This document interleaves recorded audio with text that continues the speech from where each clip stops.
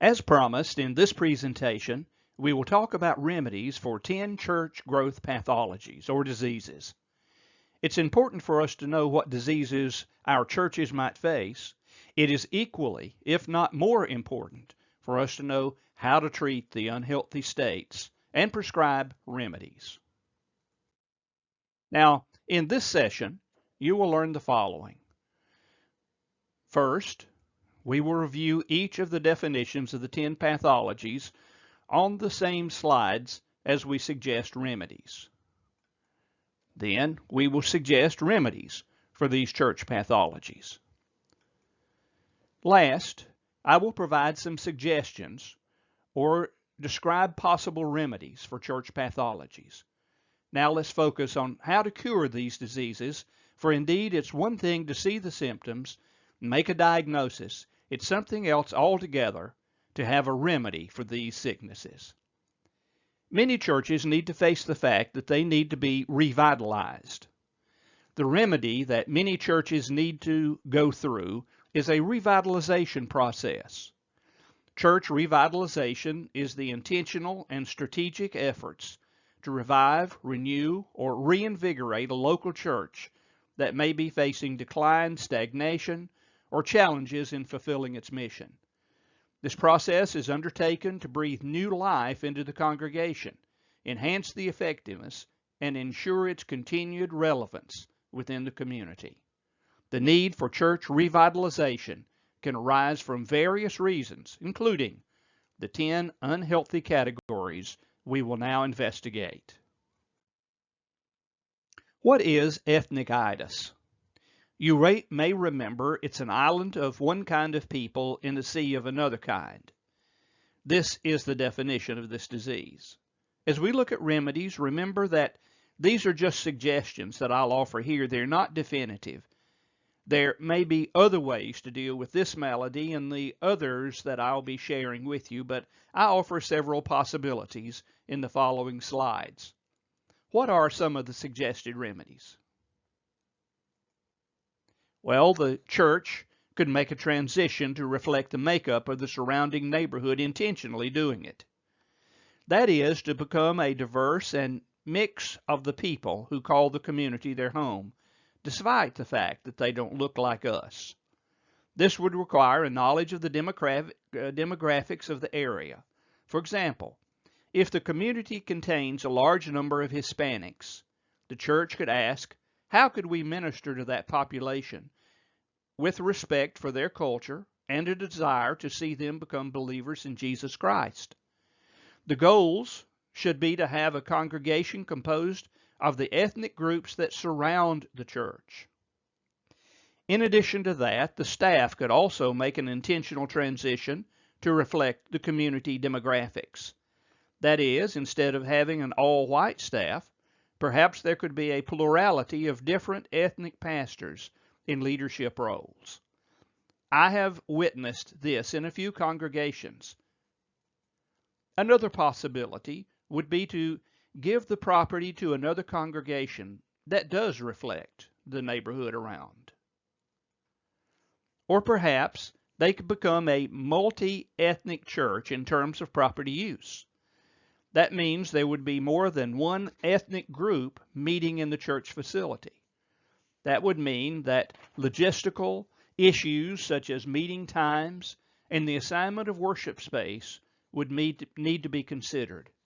Again, I've seen this work in several churches.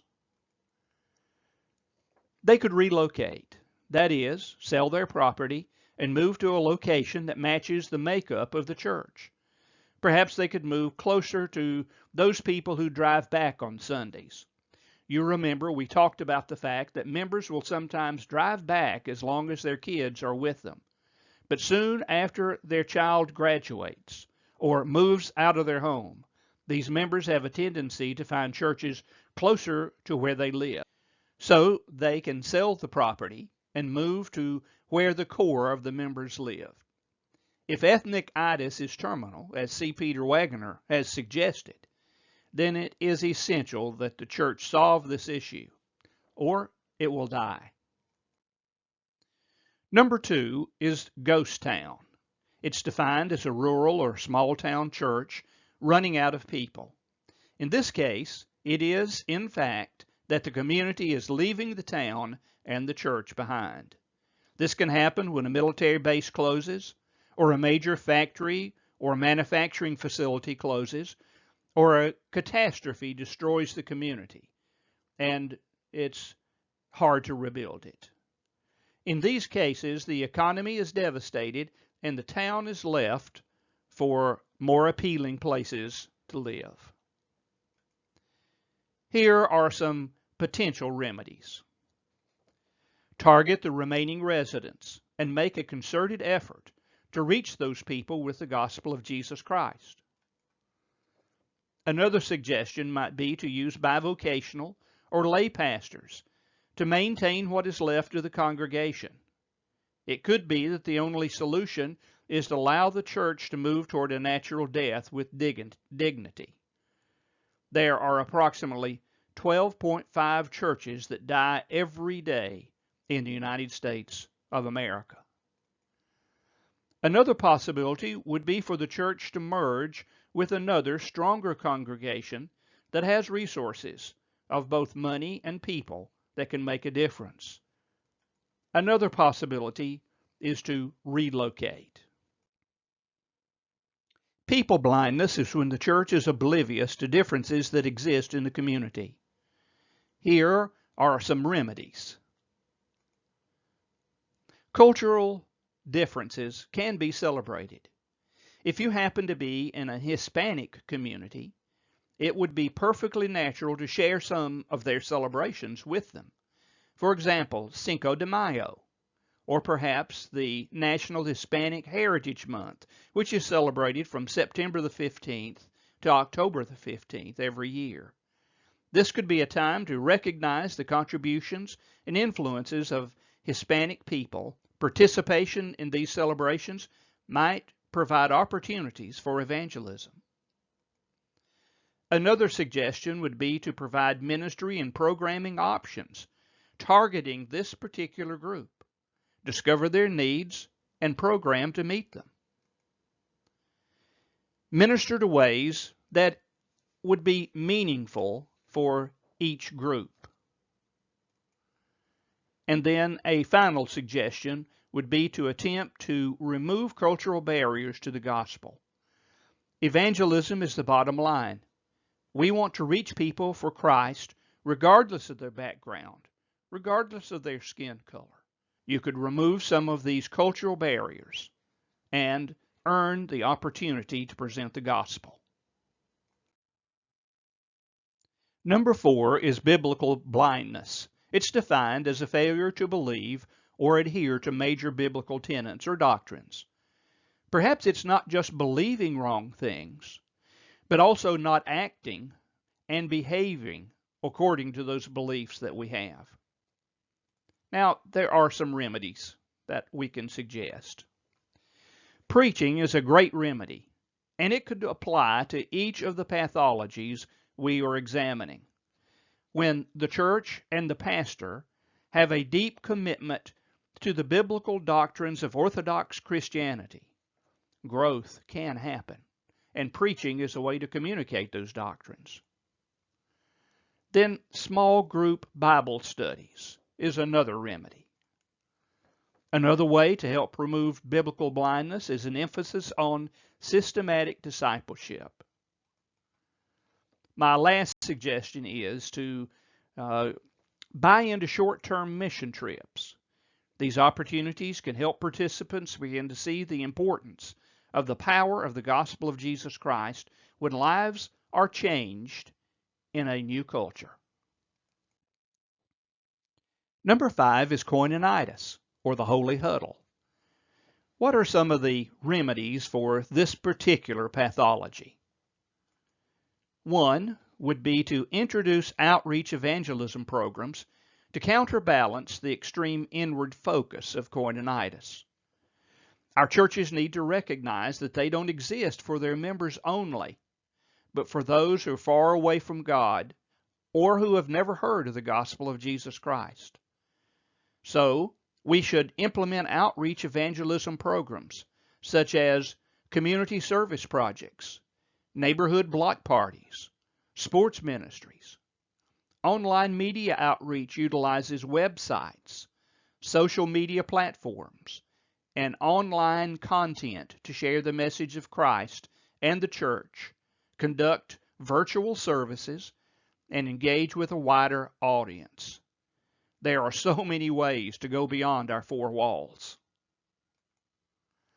Another suggestion is to develop small groups to help the process of assimilating newcomers. Newcomers must have an understanding of the basics of the Christian faith. A small group like this will provide an introduction to Christianity and create a safe place for people to ask questions and explore faith. A new members class can also help to assimilate those who have already joined your church. This will help them find friends and discover a place to serve the Lord using their spiritual gifts. Another suggestion is to move people from maintenance positions of service to outreach-oriented ministry. People like to have places of service where they have a meaningful role. If you place new people on a committee that rarely meets, they will get the message that their service is unnecessary and not really wanted. Instead, provide a significant place to serve that uses their spiritual gifts, personality, and skills to serve the Lord. The last suggestion is to cultivate a positive, welcoming atmosphere for guests.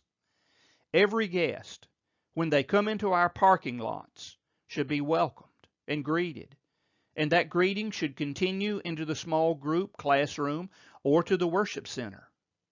Afterwards, those who visit our congregations welcome a genuine invitation to lunch. Those means can help us get out of the holy huddle. Comfortitis is satisfaction with the status quo. The remedy here, again, is solid preaching.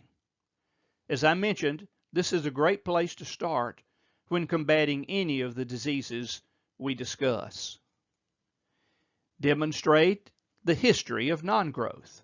That is, make the congregation aware of their non-growing status. This can be done through statistics, graphs, and charts, just to give the congregation an idea of where they are in terms of a non-growth history. Then look for examples of turnaround churches. Some models out there show how churches that have been on the decline suddenly are able to re-energize and revitalize and become growing, thriving churches once again. This suggestion has shown up before, and here it is again. Take short-term mission trips with members of your congregation. This can do a lot to help counter this malady of comfortitis. And incidentally, these short-term mission trips don't necessarily have to be outside of the United States or outside even your state. Look for places that you can be involved in missions in your own communities. Sociological strangulation. You will remember this is when the physical facilities cannot handle more people. Here are some possible remedies. Number one, provide visitor parking spaces that are reserved for guests only. This might be near to your handicap parking to ensure easy accessibility. Another possibility would be to find parking spaces off-site, such as a nearby business that's not being used on the weekends. Perhaps another remedy might be to realign your parking lot to take advantage of improperly utilized and marked off spaces. Second, you could provide multiple service. This is always a good solution, but it is typically a temporary answer. Be curious and investigate to find unused spaces in your buildings. I've known of pastors who have used the baptistry pool or the kitchen in the fellowship hall to conduct a class or small group. Be creative. Be curious. When growth puts a strain on your building and parking, it could be that God is telling you to plant a new church. This might be a great solution for any church that is short on space. And then building a new facility is an option, but only an option when the church is committed to seeing it through and paying for it and filling it up. The last thing I will mention would be utilizing homes or businesses for extra space. You could provide space for Sunday school or small groups in homes of individual members. Worship services could be conducted in business. I knew a pastor who ran out of classroom space. When he explained his problem to a businessman who happened to be a Muslim, the Muslim business owner offered his place of business for the church to meet. He did not charge them any rent, or he even set up the rooms every Sunday, and this helped the church greatly. You never know what possibilities God might provide. Number 8 is pew paralysis. It's defined as arrested spiritual development. Here are some of the remedies that might help in pew paralysis. Discipleship. Enroll the person who's not growing in a strong discipleship class. This will help them grow and mature in the Lord Christ. To continue their development, help them to study ecclesiology, which is the doctrine of the church. From the pulpit, preach spiritual development with solid application that encourage members to apply what they learned in their spiritual growth. I find that many sermons today lack solid application. I encourage you to work hard on that element. Regularly communicate biblical vision and share with the congregation how you as a minister want to see the church mature in the faith. Tell them repeatedly what you want to see every believer become, and that you want them to be a lifelong learner regarding spiritual maturity.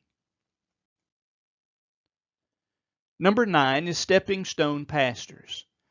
This pathology can be defined as a pastor saying, and I quote, "I'm just passing through," quote, close quotes. Now, what are the remedies? Well, determine the identity of the church. Perhaps the church just expects and anticipates a stepping stone pastor. However, that mentality can change. The church can cultivate a good relationship with their pastor and encourage them to stay long term. Second, avoid calling pastors with a history of frequent moves. By looking at a resume, the church can observe how often the pastor changes congregations, which will provide one way of predicting how long he will stay at your church. I encourage pastor search committees to think seriously before calling a pastor who frequently jumps from one church to another. Another suggestion is that the incoming pastor must work hard to build relationships with church and community members. This is necessary because the members are accustomed to their pastor staying a short time, just a few years, maybe a few months, and moving on at the first invitation. Short-term pastors may not work hard to cultivate lasting relationships, but out of solid relationships, ministry is built. So I challenge you to build those strong relationships with the people in your congregation.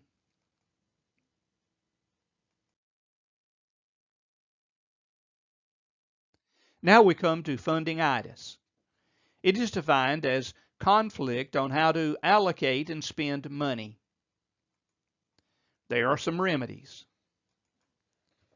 Preaching on the subject of stewardship. As I've said, preaching is one of the best remedies for any pathologies a church might face. When you preach on the subject of stewardship, it's good to talk about time, talents, and the tithe, not just focusing on money, but looking at the total expression of stewardship. Communicate purposes and goals.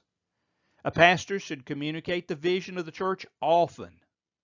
What do I mean by often? Every week is not too frequent. Share the vision so that the members know how the funds are being used to advance the church toward clearly stated goals and objectives. God does not need our money, but He allows us to give so that we can grow spiritually. The hidden beatitude is found in Acts chapter 20, verse 35, and it reads, I quote, "And remember the words of the Lord Jesus, that He said, 'It is more blessed to give than to receive.'" Close quotes. Money is a resource to help the church reach its God-given vision. And then I encourage the planning of a yearly budget based on objectives. These objectives must be agreed on by the congregation. A yearly objective that is agreed upon is truly an important part of the church's process of growth and planning for growth. Determine your ministries, and then decide how you can fund them according to their priorities that propel you forward toward achieving your strategies. And then lastly, and really this is very important, listen closely. Choose leaders wisely. I cannot put enough emphasis on this point because if you have the wrong people on the finance committee, for example, they can sabotage the direction of the church by promoting a direction that the Lord is not leading the church to pursue. Choose leaders very carefully. First, be sure that they are spiritually mature, because if you have carnal Christians on this committee, for example, again, the finance committee, it will be a disaster. Second, it is good for them to have some knowledge of the financial workings of the church. Third, integrity and trustworthiness are absolutely essential. These traits are so important for those making financial decisions for the entire church. Fourth, they should be able to pay attention to detail to ensure the accuracy of financial records. They must be a team player with the ability to work well with other members of the committee. It is essential for the church to establish clear expectations for the finance committee and the treasurer and ensure that the individuals selected for the position align with the church's values and mission. In addition to the finance committee, choose the treasurer with care. Be sure that you choose a treasurer wisely. I would share some personal horror stories with you that I have experienced. For example, I had a treasurer who felt like every penny was coming out of his own pocket. So he would fight me over the disbursement of funds even though the church had approved them in a church vote. I once had a person on the finance committee who had a vendetta against one of our staff members. He tried to scrutinize every check the minister of music had authorized. He was so critical that everyone else wanted to quit and leave the committee. Realizing I had a severe problem, the committee helped me replace this person, and there were no objections. So remember this tip: choose leaders wisely.